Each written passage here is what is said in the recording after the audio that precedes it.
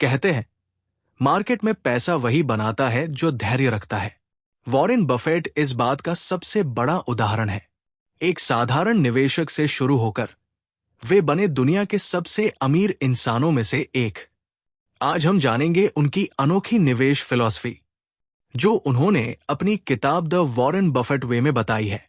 ये सिर्फ एक किताब नहीं, बल्कि एक रोड मैप है जो आपको सिखाएगी अमीर बनने का असली तरीका। वॉरेन बफेट को दुनिया का सबसे बड़ा इन्वेस्टर क्यों कहा जाता है? वॉरेन बफेट ने बहुत ही सिंपल और डिसिप्लिन्ड अप्रोच से शेयर बाजार में अरबों डॉलर की संपत्ति बनाई। वे खुद को स्टॉक ट्रेडर नहीं बल्कि बिजनेस ओनर मानते हैं। उनकी स्ट्रेटजी है अच्छा बिजनेस, सही दाम पर खरीदो और लंबे समय तक होल्ड करो। उनकी सफलता के मुख्य कारण: बचपन से ही पैसों और बिजनेस की समझ। 11 साल की उम्र में पहली बार शेयर खरीदे, हजारों बैलेंस शीट पढ़ी और कंपनियों का एनालिसिस किया। कोलंबिया यूनिवर्सिटी में बेंजामिन ग्राहम से सीखा। ग्राहम ने सिखाया कि शेयर की असली वैल्यू इंट्रिंसिक वैल्यू होती है, जो उसके असली बिजनेस पर आधारित होती है, न कि मार्केट प्राइस पर। ग्राहम सिर्फ सस्ते शेयर, चीप स्टॉक्स खरीदते थे, लेकिन बफेट ने स्ट्रेटजी को और बेहतर किया। वे अच्छे बिजनेस चुनते हैं जिनके पास लंबे समय तक टिके रहने वाली ताकत, मोट हो। बफेट का नजरिया मिस्टर मार्केट। मार्केट को एक मिस्टर मार्केट नामक काल्पनिक व्यक्ति की तरह देखो। वो रोज अलग अलग दाम ऑफर करता है। तुम्हें सिर्फ तब खरीदना है जब वो अच्छा बिजनेस सस्ते दाम पर दे। अगर दाम महंगे हैं, इग्नोर करो। बफेट की सोच: सिंपल बिजनेस, सिर्फ वही बिजनेस खरीदो जिसे आप अच्छे से समझते हो। लंबे समय की सोच: 10 से 20 साल तक बिजनेस टिक सकता है या नहीं।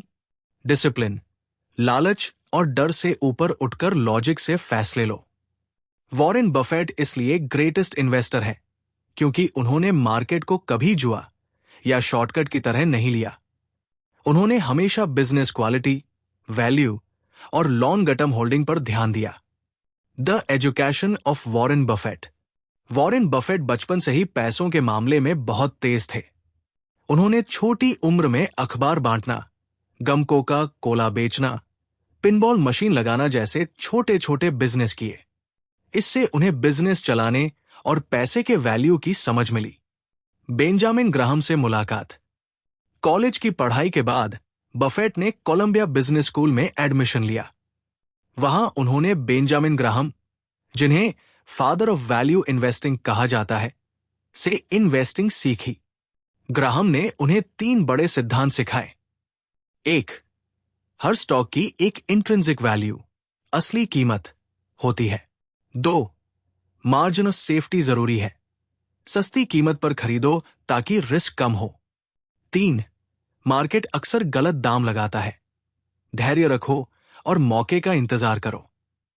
बफेट का बदलाव: क्वालिटी बिजनेसेस पर फोकस।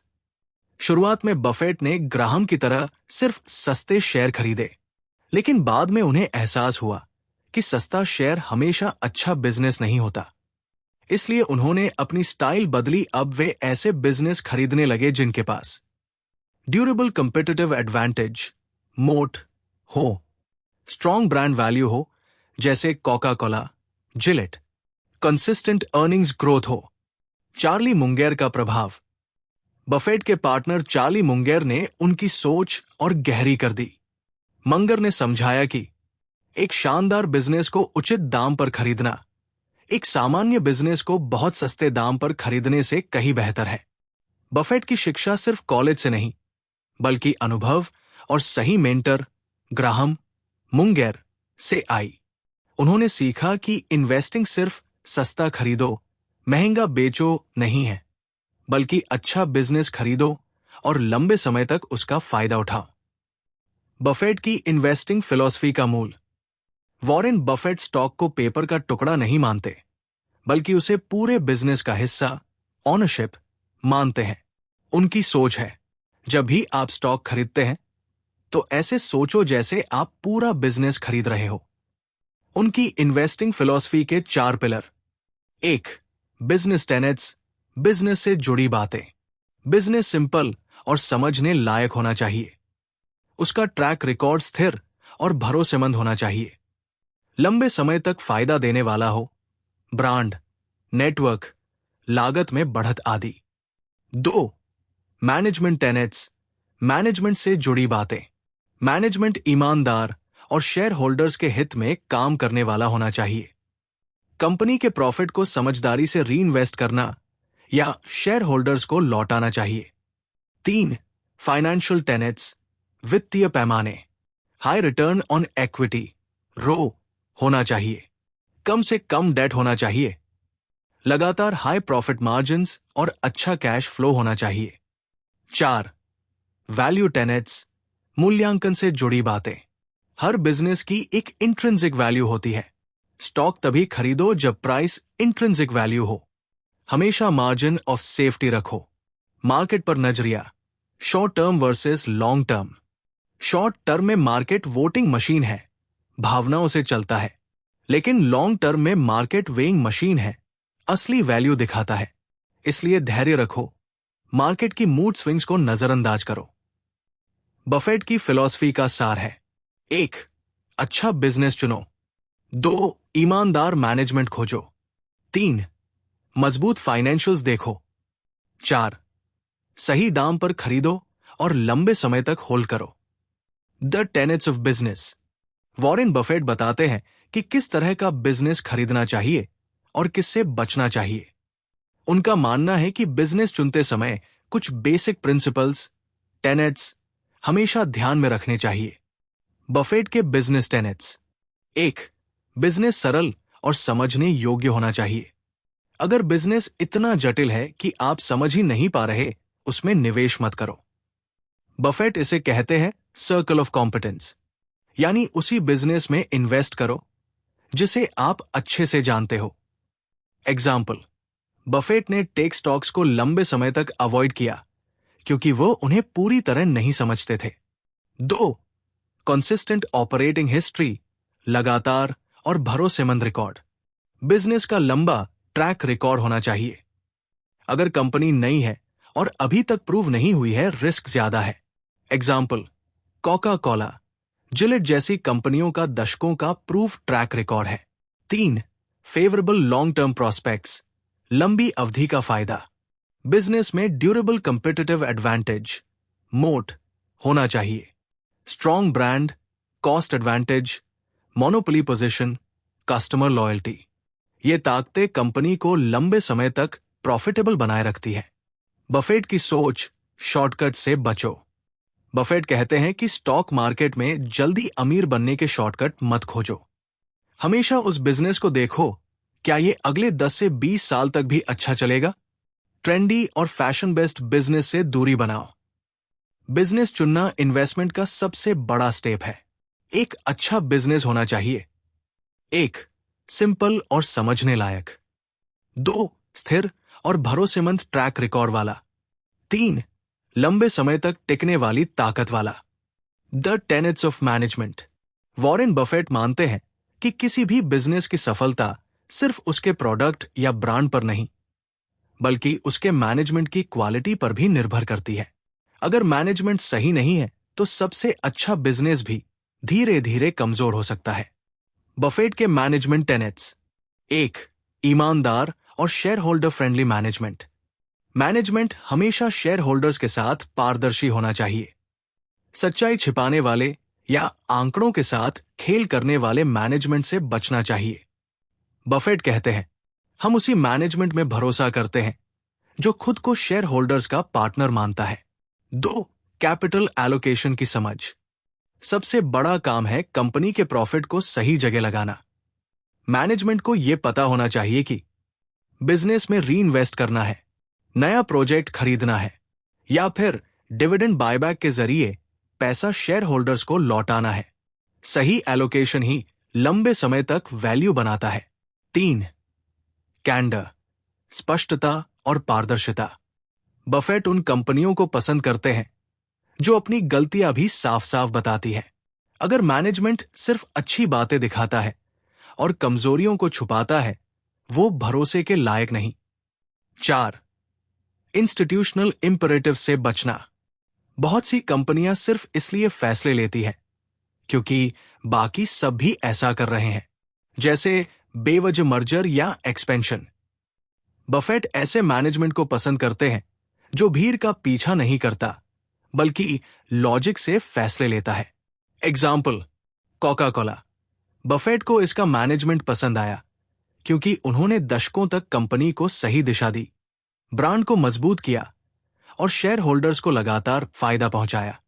अच्छा बिजनेस तभी सफल होता है जब उसे ईमानदार और बुद्धिमान मैनेजमेंट चला रहा हो। बफेट हमेशा ऐसे मैनेजमेंट की तलाश करते हैं जो 1. ईमानदार और पारदर्शी हो, 2. पूंजी का सही इस्तेमाल करे, 3. गलतियों को स्वीकार करे, 4. भीड़ की नकल न करे। The tenets of finance. Warren Buffett का मानना है कि किसी बिजनेस का असली चेहरा उसके फाइनेंशियल नंबर दिखाते हैं। अगर बिजनेस कितना भी आकर्षक लगे लेकिन उसके फाइनेंशियल्स मजबूत नहीं है तो वो निवेश के लायक नहीं। बफेट के financial tenets: 1. Return on equity, ROE पर फोकस।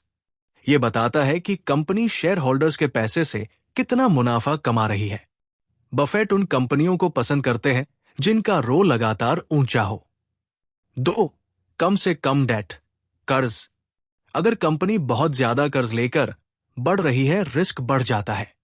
बफेट को ऐसी कंपनियां पसंद है जो डेट फ्री या कम डेट के साथ काम करती है, क्योंकि असली ताकत बिजनेस मॉडल में होनी चाहिए, कर्ज पर नहीं।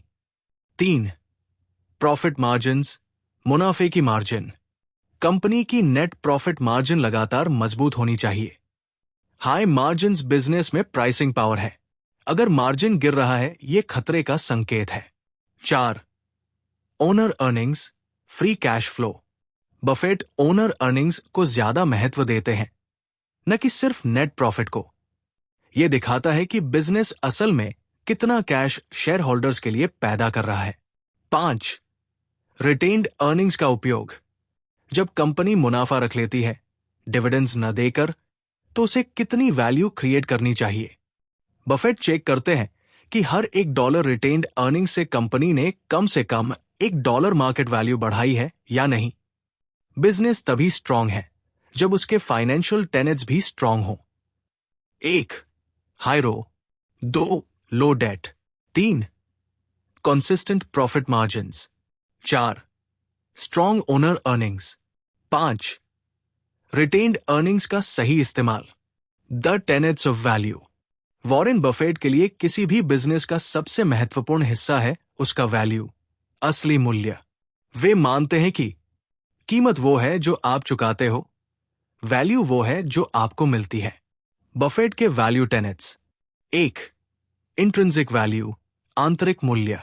इंट्रिंसिक वैल्यू बिजनेस से आने वाले भविष्य के कैश फ्लोज का present value. Buffett discounted cash flow, DCF पद्धति से कंपनियों की वैल्यू निकालते हैं, यानी कंपनी अगले 10-20 साल में कितना कैश कमाएगी और वो आज के हिसाब से कितना है। 2. मार्जिन ऑफ सेफ्टी, सुरक्षा का मार्जिन।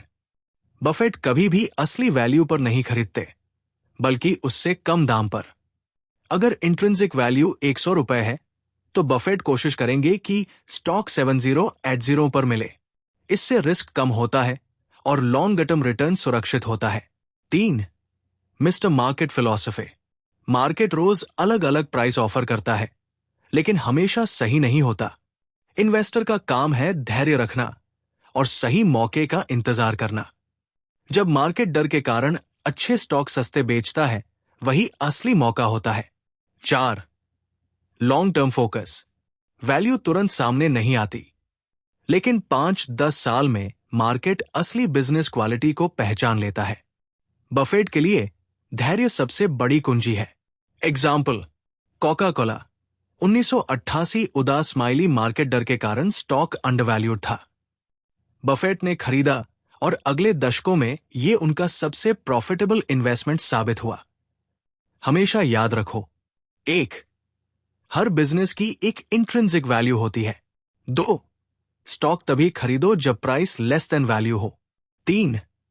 मार्जिन ऑफ सेफ्टी जरूरी है। 4, धैर्य रखो, सही समय आने पर वैल्यू सामने आएगी। Portfolio management.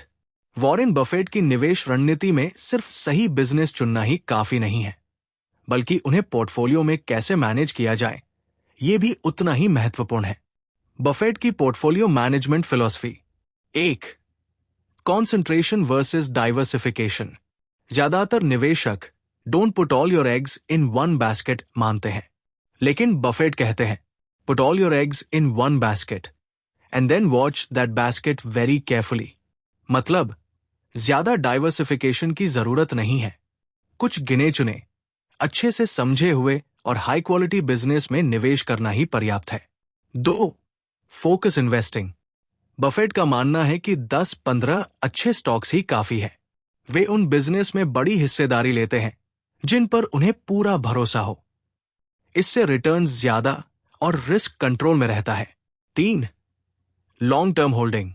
पोर्टफोलियो को बार बार बदलने से नुकसान होता है। बफेट के अनुसार अगर आपने सही बिजनेस चुना है तो उसे लंबे समय 10-20 साल तक होल्ड करो। 4, पेशेंस और डिसिप्लिन। पोर्टफोलियो मैनेजमेंट का असली राज है धैर्य।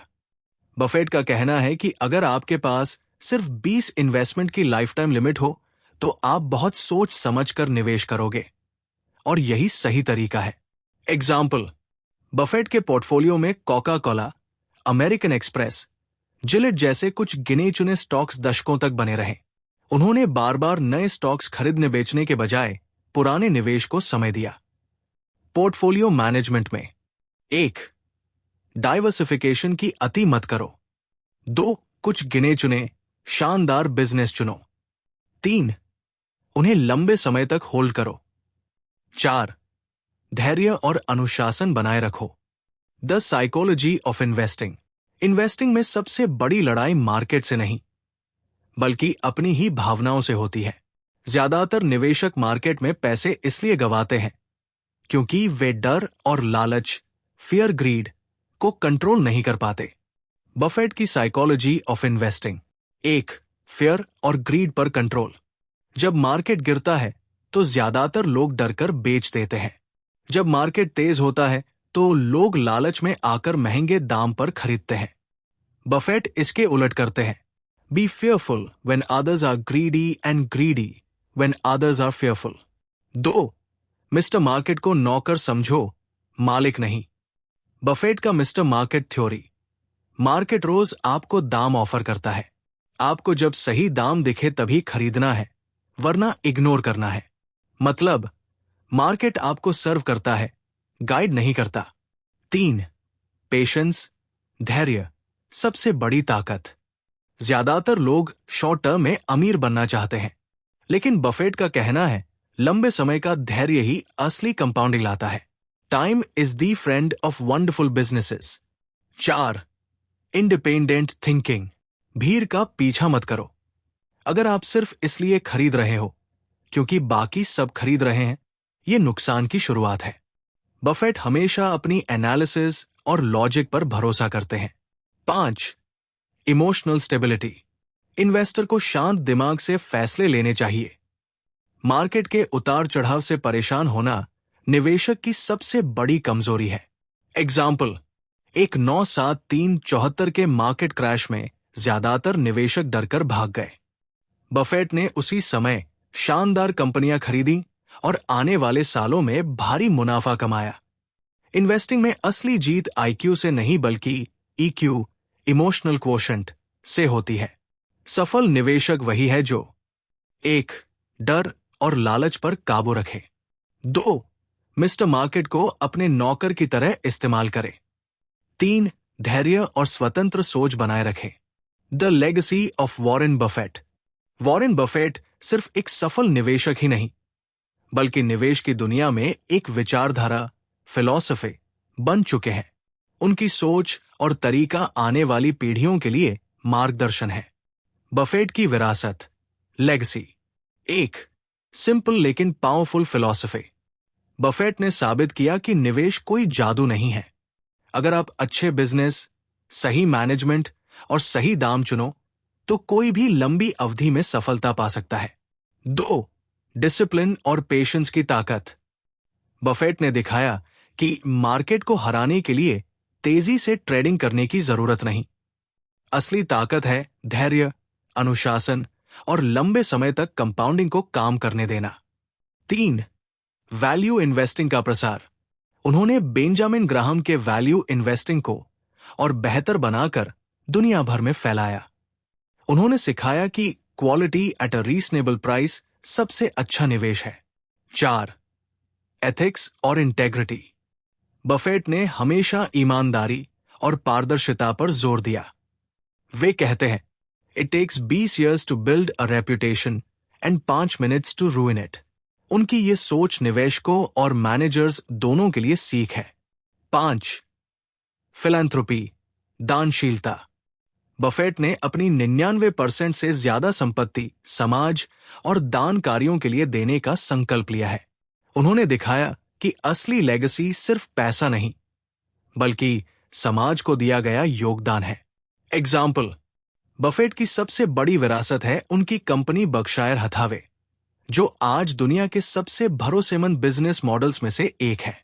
साथ ही उनका philanthropy commitment Bill Melinda Gates Foundation के साथ आने वाली पीढ़ियों को प्रेरणा देता है।